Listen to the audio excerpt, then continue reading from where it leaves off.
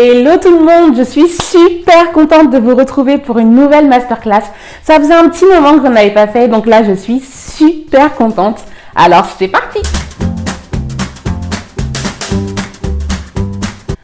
Lors de ma première vidéo sur qu'est-ce que le gluten, je vous avais expliqué un petit peu mon parcours et je vous avais dit que ma nutritionniste m'avait demandé d'arrêter un certain nombre d'aliments en plus que le gluten parce que j'avais beaucoup de symptômes, j'avais les intestins qui étaient vraiment très irrités et du coup elle m'avait fait arrêter temporairement d'autres aliments. Donc vous avez été très nombreux à me demander quels étaient ces aliments, etc. Et donc c'est de ça que je vais vous parler aujourd'hui. Enfin, c'est pas vraiment moi qui vais vous en parler, mais je vous explique ça plus tard. Et les aliments que je devais arrêter, c'était des aliments qui étaient riches en FODMAPs. Quoi? Les FODMAPs? Mais c'est quoi ça encore? Pour vous parler des FODMAPs, j'ai invité une professionnelle dans le domaine. Il s'agit de Julie Delorme. Julie est diététicienne nutritionniste, mais elle est spécialisée, elle est même experte en syndrome de l'intestin irritable et en FODMAPs. Elle a plein de trucs à vous expliquer, à vous dire. Je suis super contente de te recevoir, Julie. Merci beaucoup d'avoir accepté mon invitation. Donc, je te laisse te présenter et répondre à mes petites questions. Oui, bonjour Carole. Merci pour cette interview. Donc, mon parcours professionnel, en fait, il a été beaucoup influencé par mon parcours personnel. En effet, je souffre du syndrome de l'intestin irritable depuis que j'ai l'âge de 16 ans. Et c'est vrai que j'en ai beaucoup bavé. J'ai essayé vraiment de multiples méthodes, que ce soit des médicaments, de l'acupuncture, des compléments alimentaires. J'avais essayé de multiples évictions aussi alimentaires. Et puis en 2009, je suis tombée sur les études cliniques des Australiens, de Sue Shepherd notamment, sur le régime pauvre en FODMAP qui était inconnu au bataillon en France à l'époque. Et je l'ai essayé. Et pour la première fois de ma vie, ça a changé, ma vie, quoi. Mes symptômes, pour une fois, ont très largement diminué. Et du coup, je me suis dit, mais c'est pas possible, en France, on ne connaît pas, comment ça se fait, y a des études cliniques, moi je vois que ça marche, il faut absolument qu'en France, on se spécialise et qu'il y ait aussi des diététiciens nutritionnistes qui le préconisent. Donc du coup, j'ai tout plaqué et puis j'ai repris mes études de diététique. Et ensuite, j'ai eu l'énorme chance d'aller me former auprès de Sue Shepherd pendant plusieurs mois en Australie. Voilà, et depuis, j'ai ouvert mon cabinet paramédical de diététique spécialisé en digestif et en intolérance alimentaire et puis depuis en alimentation intuitive. Et voilà, j'ai toujours la même volonté d'aider les patients à retrouver un bien-être digestif et la même passion pour ce métier. Qu'est-ce que le régime pauvre en FODMAP? Donc FODMAP, en fait, c'est un acronyme. F, ça veut dire fermenté cible. En fait, il s'agit de l'ensemble des sucres. Alors sucre lent, sucre rapide, pas forcément que les produits au goût sucré, qui ont la capacité d'être très largement fermentés par les bactéries du côlon, et ce qui va du coup, ce qui est responsable du déclenchement ou de l'augmentation des symptômes digestifs. Donc le O, ça veut dire oligosaccharides, c'est-à-dire que ça représente des molécules avec... des chaînes de molécules qui sont les fructanes et les GOS qu'on va retrouver essentiellement dans le blé, l'ail et l'oignon pour les principaux. Ensuite, il va y avoir le D, disaccharides pour le lactose qu'on va retrouver dans le lait.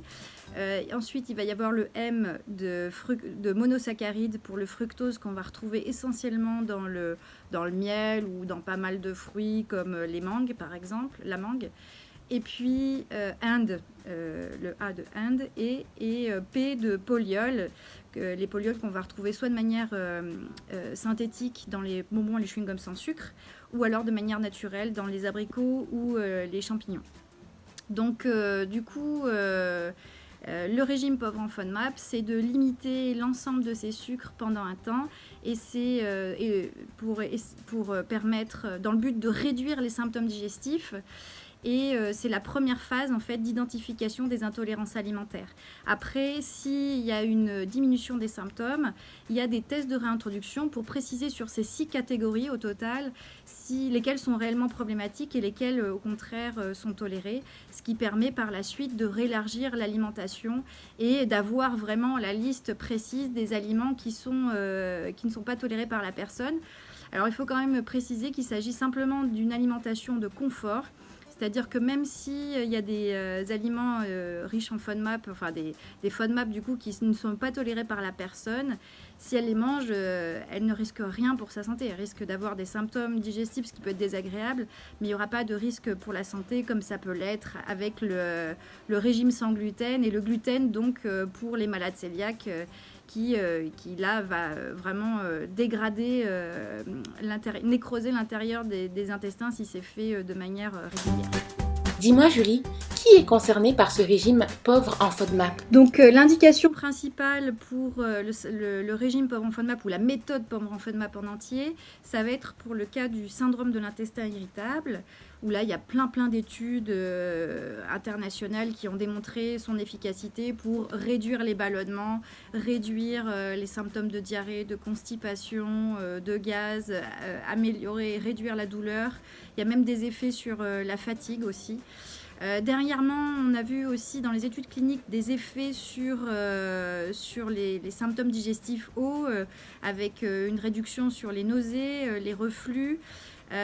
Donc c'est indiqué principalement pour ces indications-là, qu'elles soient seules ou qu'elles soient aussi associées à d'autres maladies organiques. Voilà, donc c'est vrai qu'il peut y avoir aussi des personnes qui vont souffrir de maladies de Crohn ou de rectocolite hémorragique ou de maladies cœliaques et qui, hors poussée pour les maladies inflammatoires ou si pour les malades cœliaques, s'ils suivent bien le régime sans gluten mais qui continuent à avoir des symptômes digestifs, c'est qu'en plus ils peuvent avoir un syndrome de l'intestin irritable et donc ça peut être indiqué également pour eux. Et après, il y a une petite aussi indication sur les bébés allaités qui souffrent de coliques du nourrisson.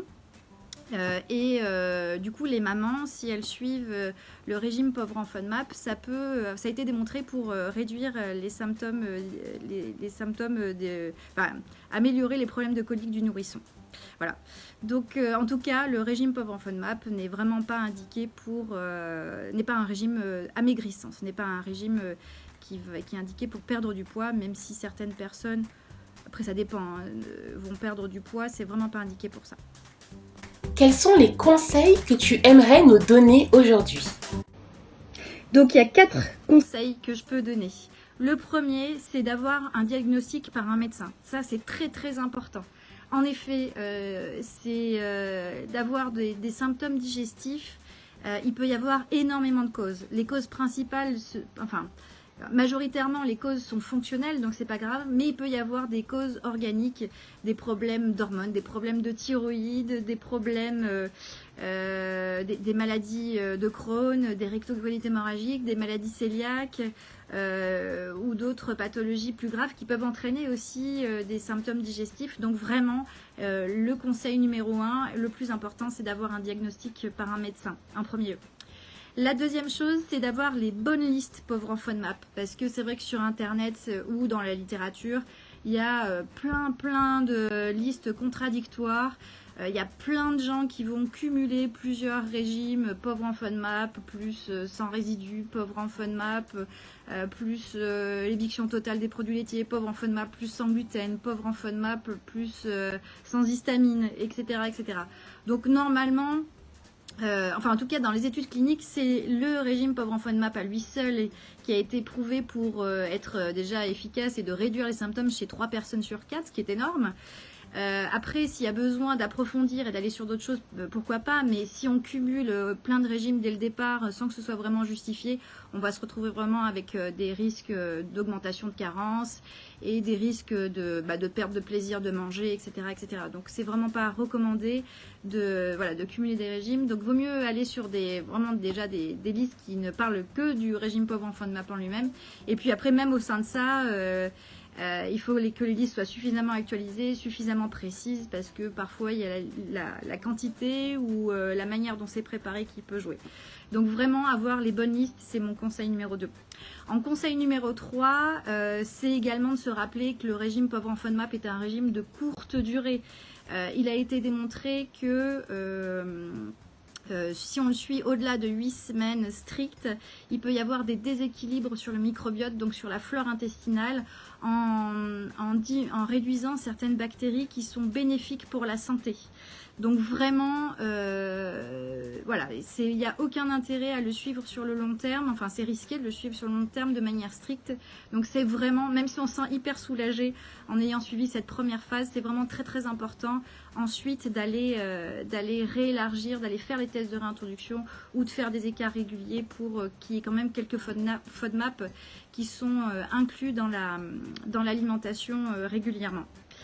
Et là, le dernier conseil, le 4e conseil, c'est que c'est possible de le suivre tout seul, il n'y a pas de problème, mais c'est quand même vivement conseillé d'être suivi par un diététicien nutritionniste spécialisé. Pourquoi ? Parce que, notamment pour les personnes qui ont perdu du poids, voilà, faut qu'elles se soient bien suivies de manière à ce qu'elles ne continuent pas à perdre du poids. Pour des personnes qui ont perdu le plaisir de manger aussi, qui ont des peurs ou des phobies alimentaires, et notamment c'est très important chez les personnes qui ont des troubles du comportement alimentaire ou des antécédents d'anorexie ou de boulimie, pour pas que ça se transforme en orthorexie. Voilà pour les conseils sur le régime FODMAP. Merci à Carole pour cette interview. À bientôt. Merci beaucoup Julie d'avoir répondu à toutes mes questions, merci vraiment. Merci à vous d'avoir visionné cette vidéo, j'espère qu'elle vous a plu, j'espère que vous en avez appris davantage. Donc n'hésitez pas à mettre des petits cœurs comme ça ou des petits pouces comme ça fait vraiment plaisir. Je vous dis à très vite pour une prochaine masterclass. Rejoignez ma super communauté sur Instagram, YouTube, Facebook